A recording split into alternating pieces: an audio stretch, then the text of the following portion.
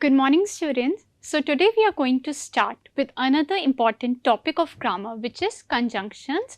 So let's start without any further ado. So what are conjunctions? A conjunction is a word or phrase which joins together words or sentences or parts of sentences. Now let us understand it with the help of some examples. So read the following sentences. So these are sentences without the use of any conjunction. For example, Ram went to school. Full stop. Arjun stayed at home. Next example, we can read. Full stop. We can write. Another example, I am not strong. Full stop. I am young. So now we will use conjunctions to join these sentences.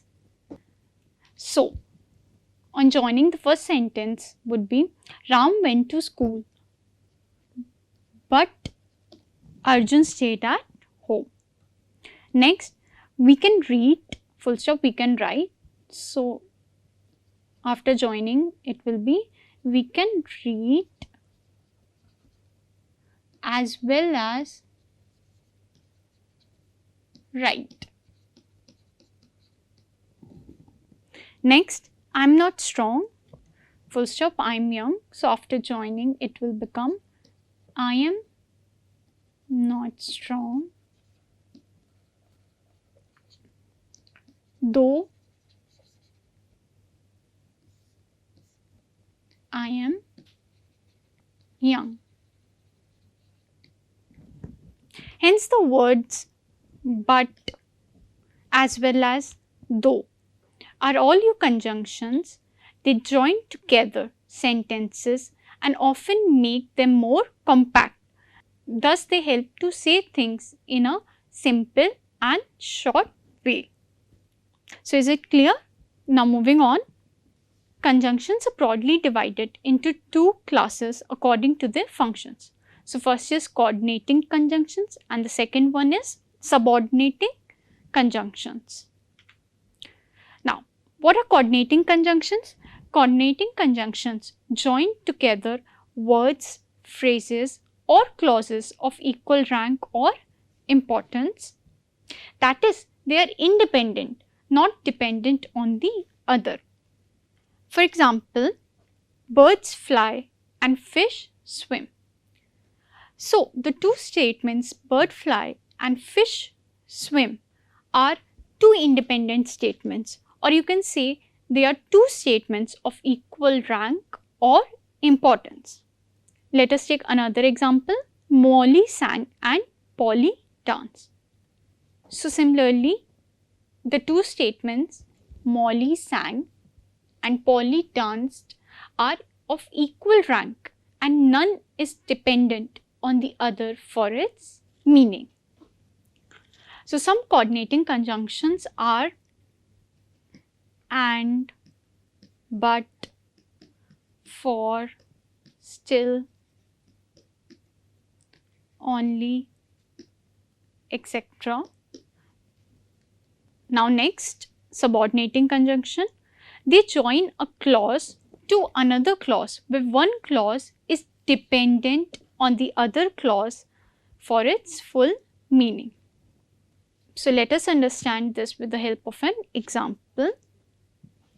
I will come if you invite me. So in this sentence, if you invite me depends on I will come for its full meaning. Independently, if you invite me has no sense. Now next, you will pass if you work hard.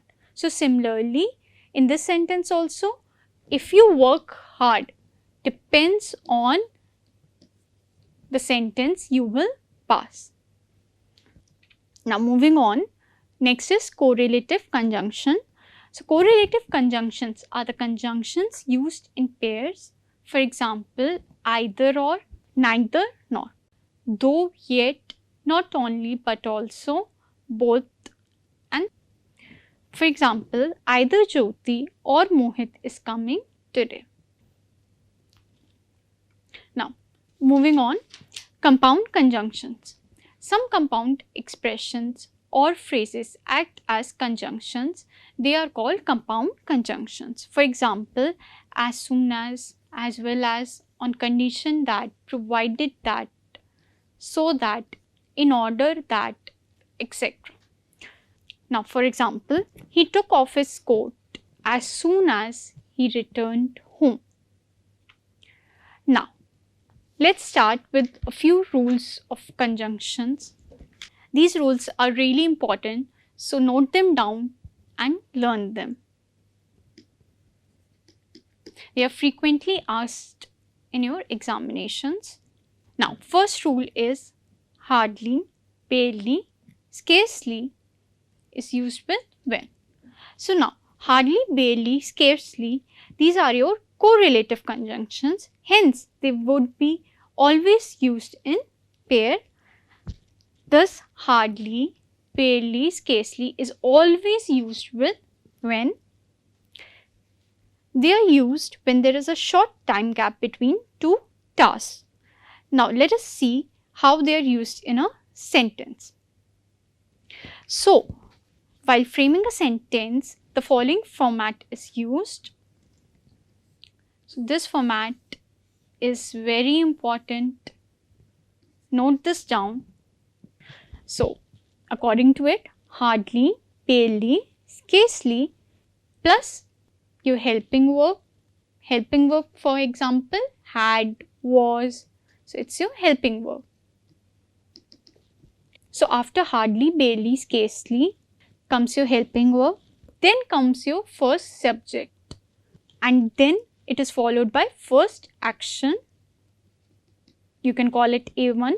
And then comes your when, which is again followed by subject 2, and then comes your action 2. Now, first action will be related to first subject. Similarly, just like first action was related to the first subject, second action will be related to the second subject. Fine. So, this is important. Now, tell me why helping verb is used before subject. So, the reason is very simple. We studied this in our previous topic called adverbs. So, what is that? When a sentence starts with an adverb, we follow law of inversion, and as we know, hardly, barely, scarcely, these are all your adverbs. Hence, we will use law of inversion, according to which verb comes before the subject. So, is this clear?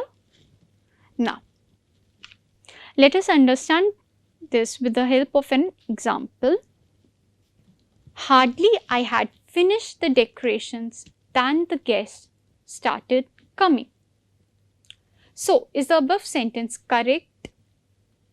The answer is no. So, let us find out the error.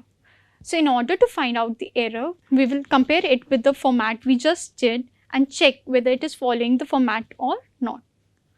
So, according to the format, first will come hardly, then it will be followed by a helping verb, then comes your subject and then your action, right? So, as you can see, I is your subject over here, had is your verb, finish the decoration is your first action. So, as you can see here, the subject is coming first and then your helping verb, which is totally wrong. So, we will swap them and arrange them accordingly. So, the correct sentence would be hardly had I finished the decorations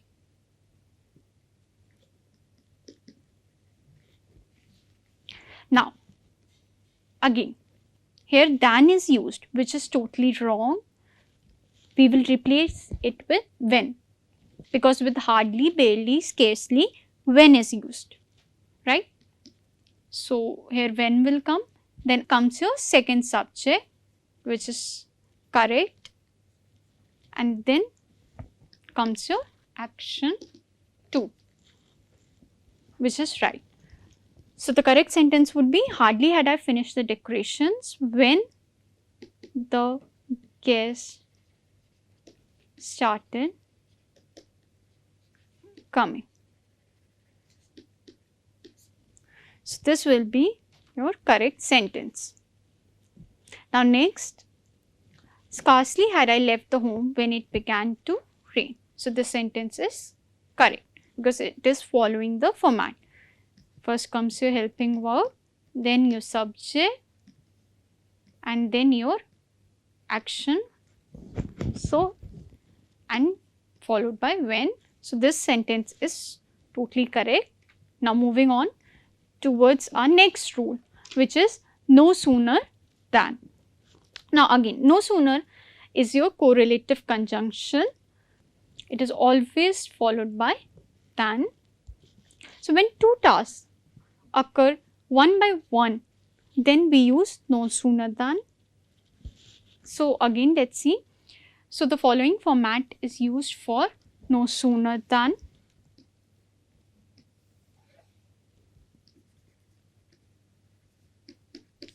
It's very important, keep this in mind. So according to the format, first comes your no sooner, then your helping verb. Helping verb can be do, does, did, and so on. Then comes your first subject, then comes your first action, followed by than, followed by second subject, and then second action. So now let us understand this with the help of an example. No sooner did the police arrive when the thief fled. So is this sentence correct? No. So let's find out the error. Now, so in order to find out the error, we will compare it with the given format and check whether it is following the format or not. So again, according to the format, first comes no sooner plus helping verb plus subject 1 plus first action plus than plus your second subject, and then comes your second action, right? So now let's match. No sooner, then comes your did, which is your helping verb. No sooner did the police arrive when now. As we all know, no sooner is always used with than. So hence when is wrong. Also, here arrived will be wrong. Since you have already used did, hence you cannot use the third form of verb over here. Hence we will change arrived into arrive. So the correct sentence would be, no sooner did the police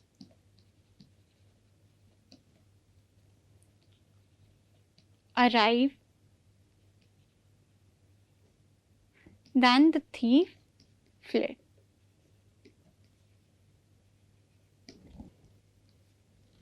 Now next sentence. No sooner did these words escape his lips than she fainted. So the sentence is already following the format, hence it is correct. Now moving on to our next rule, which is either or. Now either or cannot be used for more than two. It is used when we have to choose one from the two options. Now let us understand this with the help of an example. Rahul is either rich or honest. Next sentence, either Jyoti or Mohan is coming today. Now next rule, neither nor. Now neither nor cannot be used for more than two. It is used when you have to deny both the things or options, that is negate both. Let us understand this with the help of an example. Neither Sohan nor Mohan is trustworthy. Another example, neither he comes to my place nor he talks to me. Now moving on, next is not only but also. So it is used when one person or thing is doing two actions or one person is having two qualities. So let us understand this with the help of an example. He lost not only his ticket but also his luggage. He visited not only Agra but also Delhi. So not only is always used in pair with but also. Now here's an important rule, keep this in mind. Care should be taken when using correlative conjunctions such as either or, neither nor, not only but also, that they are followed by the same part of speech. It's very important. So this rule is pretty important, keep this in mind. Now let us understand it with the help of an example. My father not only has sympathy for the rich but also for the poor. So as you can see in the above sentence, not only is followed by a verb, whereas but also is followed by a preposition. And we just did that they are followed by the same part of speech. By same part of speech, it means if but also is followed by a preposition, then not only will also be followed by a preposition. Hence, what we will do to make the sentence correct, we will shift not only here before the preposition for. So the correct sentence would be, my father has sympathy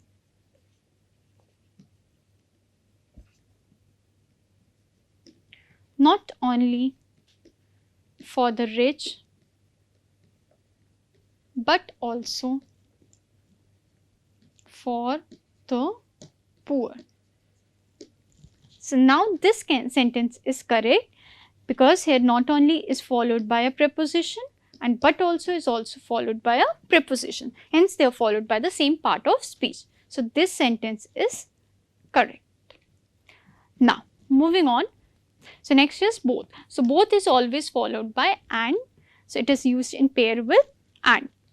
So both and pair cannot be used for more than two. So it is used to accept both of the things. For example, both India and Korea are developing. This book is both cheap and useful. Now next rule, as well as. Now as well as cannot be used for more than two. Again, it is used to accept both of the things. Now here's an important rule, keep this in mind. When two subjects are joined by as well as, the verb agrees with the first one. Fine. So if two subjects, supposingly subject 1 and so supposingly there's subject 1, it is joined with as well as with subject 2, then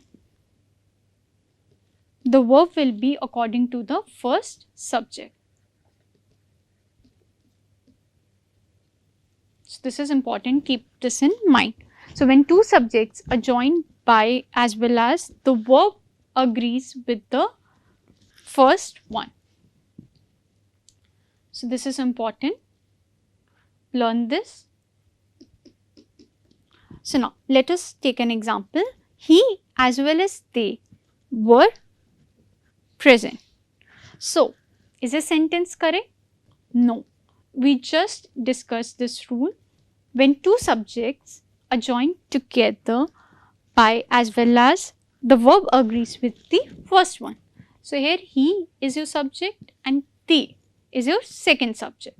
Now, so here the verb will agree with the first subject. So hence he is singular. so the verb will also be singular. So instead of were, was will be used.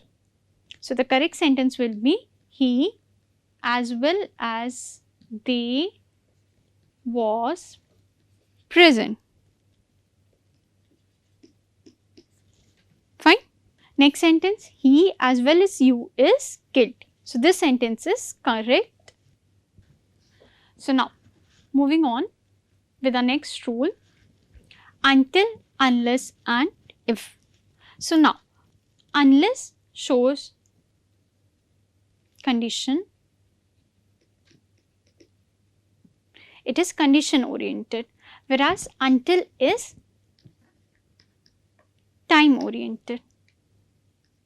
It means up to the time when. For example, until you told me, I had no idea. So this sentence means up to the time you told me, I had no idea. Now next sentence, until the lights turn red, no one will come. Now let us understand the difference between unless and if. So unless is your single negative, whereas if is double negative. So now let us understand this with the help of an example. I cannot open the box unless you give me the key. And the next sentence, I cannot open the box if you do not give me the key. So as you can see, double negative is used in this sentence in case of if, and in case of unless only single negative is used. Fine. So the next rule is lest. Lest is always used with should and otherwise is always used with will. So lest is used as a conjunction expressing a negative purpose, and it means so that not, or for the fear that, in order that not. So basically, in order to prevent, in order to avoid, so as to prevent any possibilities that lest is used. So lest is always used with should. It is basically used to show warning. Similarly, otherwise is also used to show warning. It is used with will. So now let us understand this with the help of an example. He fled the country lest he should be captured. Next, walk carefully lest you should stumble. Work hard, otherwise you will fail. So is it clear? So let's move further. So sometimes such is used with that and sometimes such is used with as. So when such is used with that, it tells the intensity of an impact. It basically tells you result.